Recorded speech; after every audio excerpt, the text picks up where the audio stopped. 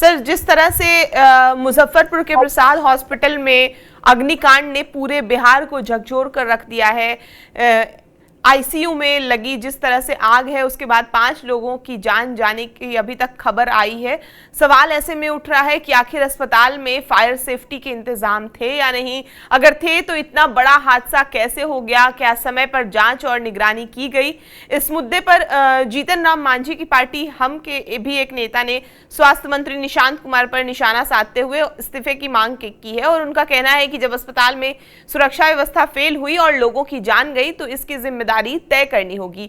विपक्ष भी कई तरह की सवाल उठा रहा है। एयरपोर्ट पर जब निशांत कुमार उधर से गुजरते हैं, संजय झा और निशांत कुमार, तो पत्रकारों ने जवाब मांगा उनसे, तो वो बचते नजर आए, वो प्रणाम करते नजर आए और उसके बाद आगे निकलते नजर आए। किस तरह का, क्योंकि ये घटना बहुत बड़ी है बिहार के लिहाज से देखें तो ऐसे में सर सवाल यही है कि जिस तरह से आज मुजफ्फरपुर के अस्पताल में जिस तरह से अग्निकांड हुआ, उसके बाद आखिर जवाबदेही किसकी होगी। जिस तरह से 5 जानें अभी तक आधिकारिक रूप से ये पता चला है कि 5 जानें गई हैं। कई तरह की चर्चाएं हो रही है, कई तरह की बातें आ रही है कि कुछ लोगों को दूसरे अस्पताल में भेजा गया है, लेकिन आधिकारिक तौर पे अभी 5 मौतें हो चुकी है वहां। देखिए, आज सुबह 3 बजे प्रसाद हॉस्पिटल में आग लगी है। ये मुजफ्फरपुर के ब्रह्मपुरा थाना में स्थित है। बेहद ही दुखद घटना है। सुबह जब आग लगी तो दमकल विभाग की टीम वहां पे गई। दमकल विभाग के जो अधिकारी आर.एन. पांडे वहां मौजूद थे, उन्होंने कहा है कि जब वो आईसीयू में गए तो वहां कोई हॉस्पिटल का कोई भी स्टाफ वहां पे मौजूद नहीं था। यानी जो मरीज थे अंदर भर्ती थे, उन लोगों को दमकल विभाग के कर्मचारियों ने, उनके स्टाफ ने बाहर निकाला। हॉस्पिटल के लोग वहां पे भाग गए थे। उसके बाद 4 लोगों की मौत हुई है। लगभग पूरे हॉस्पिटल में 20 के आसपास लोग घायल हुए हैं। उस हॉस्पिटल के 5वीं मंजिल पे ये आईसीयू था। दूसरी बात यह है कि जब वहां पे डीएम पहुंचे हैं तब जाके परिजन को भी खबर किया गया। परिजन भी लोग आए हैं और अपने अपने मरीजों के बारे में हालचाल ले रहे हैं। जो आईसीयू इस हॉस्पिटल का है, सबसे बड़ी बात यह है कि क्या उसमें फायर ऑडिट हुआ है, क्योंकि किसी भी हॉस्पिटल का जो आईसीयू होता है वो बहुत ही संवेदनशील होता है। जैसा कि डीएम ने भी बताया कि जो आगजनी हुई है वो शॉर्ट सर्किट लगने के कारण हुई है। ऑक्सीजन सप्लाई होता है वहां पे और जो मॉनिटर सिस्टम है आईसीयू का, वो यहीं पे शॉर्ट सर्किट लगा है। तो आईसीयू में जो ऑक्सीजन सप्लाई का जो सिस्टम है, जो वेंटिलेटर का जो सिस्टम है, बहुत ही संवेदनशील होता है। ऑक्सीजन खुद जलती नहीं है, लेकिन वो आग को बहुत ही तेजी से फैलाती है। तो प्रायः जो हॉस्पिटल होते हैं जो सभी मानकों को पूरा करते हैं, वो फायर ऑडिट करवाते हैं।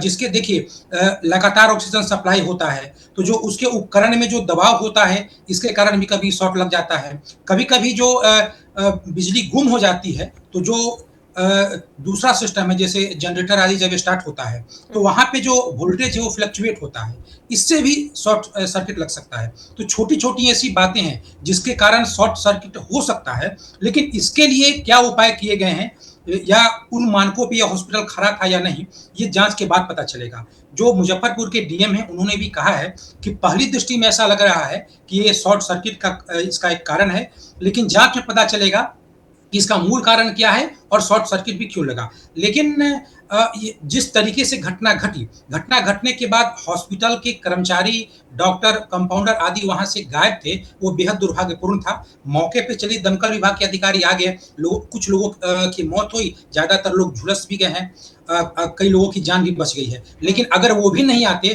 तो हो सकता था ये बहुत बड़ी कोई घटना हो जाती। अभी जैसे दिल्ली के मालवीय नगर में जितनी बड़ी आगजनी की घटना हुई, उसके बाद ये बिहार की ये घटना है, ये रोंगटे खड़े कर देने वाली बात है। और आपने बिल्कुल ठीक कहा कि बिहार के स्वास्थ्य मंत्री निशांत कुमार से जब पत्रकारों से बातचीत की है तो वो हाथ जोड़ते हुए आगे चले गए और वो दिल्ली चले गए हैं। तो निश्चित बतौर स्वास्थ्य मंत्री उनकी जो स्थिति है वो उनकी जो भूमिका है वो निश्चित तौर पे सवालों के घेरे में है कि पहली दफा वो राजनीति में आए हैं, सार्वजनिक जीवन में आए हैं और स्वास्थ्य मंत्रालय जैसा गंभीर मंत्रालय उनके कंधों पे डाला गया है और उसके बाद एक घटना घटी है। ये पहली घटना घटी है और वो इस जवाबदेही से बचते हैं। लिहाजा उनको तो घटनास्थल पे जाना चाहिए था, आज जो वो दिल्ली गए, इससे ज़्यादा महत्वपूर्ण ये बात होती कि वो घटनास्थल पे जाते, परिजनों से मिलते, मरीजों का हाल-चाल लेते। तो ये जो वक़्त था, जब वो जनता के प्रति अपनी जवाबदेही व्यक्त करते, वो उससे पीछे हट गए और वही संजय झा के ज़रिए वो दिल्ली चले गए। तो एक सवाल कहीं न कहीं निशांत के नेतृत्व या उनकी राजनीतिक सूझबूझ को लेकर के है। ये तो सवाल पैदा होगा हुँ, और जैसा कि आपने कहा कि उन्हीं के एनडीए का ही जो सहयोगी दल है जीतन मांझी, जो एनडीए के अंदर जो राजनीतिक समीकरण बनाए जाते हैं, उसमें जीतन राम मांझी जदयू के तरफ के ही माने जाते हैं और उनके ही एक नेता ने स्वास्थ्य मंत्री से इस्तीफा मांगा है। विपक्षी पार्टी तो हंगामा कर ही रहे हैं, कई नेताओं ने इस्तीफा मांगा है और वो लगातार जदयू पे, सरकार पे हमलावर है। लेकिन निशांत कुमार का जो रवैया रहा है बतौर स्वास्थ्य मंत्री, वो हो सकता है कि बिहार की जनता को नागवार गुजरे और कहीं न कहीं उनमें जो नेतृत्व करने की जो प्रवृत्ति है, उसको लेकर के प्रश्न चिन्ह खड़ा करता है। जैसा कि डीएम ने बताया है पत्रकारों से बातचीत करते हुए कि इस मामले की वो छानबीन करेंगे और उसके बाद जो शॉर्ट सर्किट का जो कारण है, चूँकि आईसीयू बहुत ही संवेदनशील होता है बिजली के मामलों में, बिल्कुल। ऑक्सीजन और बिजली दोनों जहाँ एक जगह है, वहाँ दुर्घटना पे नियंत्रण करने के लिए